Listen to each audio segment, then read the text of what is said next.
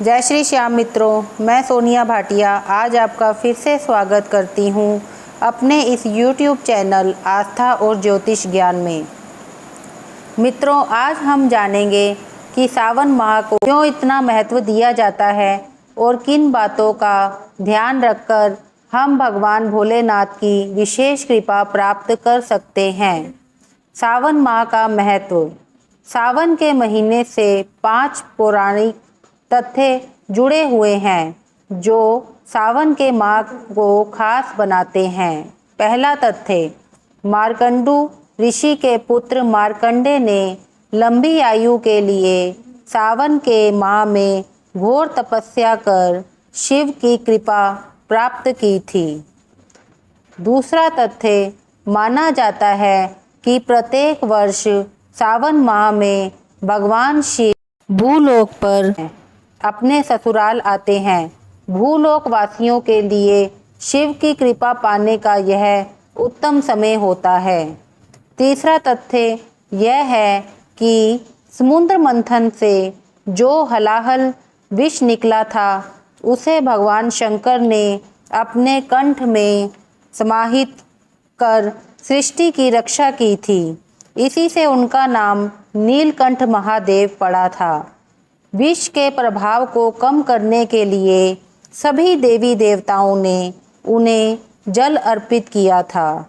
यही वजह है कि श्रावण मास में भोलेनाथ को जल चढ़ाने से विशेष फल की प्राप्ति होती है। चौथा तथ्य यह जुड़ा हुआ है कि शिव पुराण में उल्लेख है कि भगवान शिव स्वयं ही जल हैं, इसलिए जल से उनका अभिषेक के रूप में आराधना करने पर उत्तमोत्तम फल प्राप्त होता है, जिसमें कोई संशय नहीं है। पांचवा तथ्य, शास्त्रों में वर्णित है कि सावन के महीने में भगवान विष्णु योग निद्रा में चले जाते हैं। तत्पश्चात सृष्टि के संचालन का उत्तरदायित्व भगवान शिव ग्रहण करते हैं। इसलिए सावन के प्रधान देवता भगवान शिव बन जाते हैं। सावन के महीने यह काम नहीं करें, नहीं तो भगवान शिव की कृपा प्राप्त नहीं होती है। पहला, हल्दी ना चढ़ाएं। सावन में जब आप शिव जी की पूजा करें तो ध्यान रहे हल्दी ना चढ़ाएं। हल्दी का इस्तेमाल जल अर्पण करते समय ही करना है। दूसरा, दूध के सेवन से बचें। जो लोग सावन में भगवान शिव का व्रत रखते हैं उन्हें दूध का इस्तेमाल नहीं करना चाहिए, क्योंकि दूध भगवान शिव पर चढ़ाया जाता है।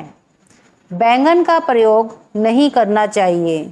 शास्त्रों में बताया गया है कि सावन में आने वाले बैंगन अशुद्ध होते हैं और अगर आप अशुद्ध होकर भगवान भोलेनाथ से प्रार्थना करते हैं या व्रत रखते हैं तो उनकी कृपा प्राप्त नहीं होती है।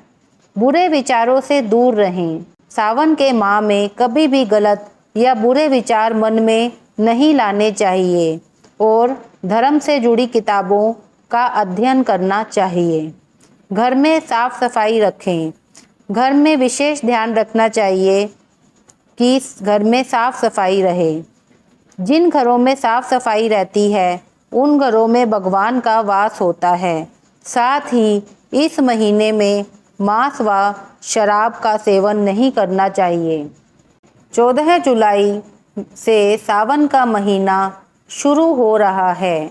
वहीं सावन के महीने का समापन 12 अगस्त को श्रावण मास की पूर्णिमा को होगा।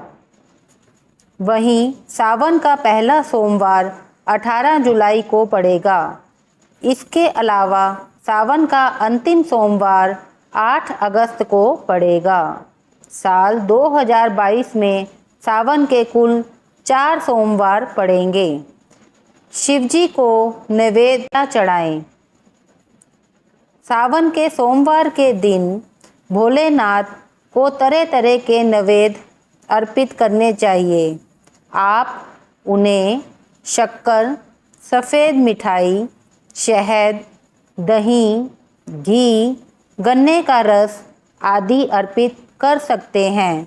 इसके अलावा भगवान शिव को जल में दूध मिलाकर अवश्य अर्पित करें। प्रतिदिन शिवलिंग पर जल चढ़ाएं एवं शिव मंत्रों का जाप करने से शनि दोष से मुक्ति मिलती है। तो चलिए मित्रों, आज हमने सावन माह को क्यों इतना महत्वपूर्ण माना जाता है और किन किन बातों का ध्यान में रखकर भगवान भोलेनाथ की कृपा प्राप्त की जा सकती है, यह सब जाना।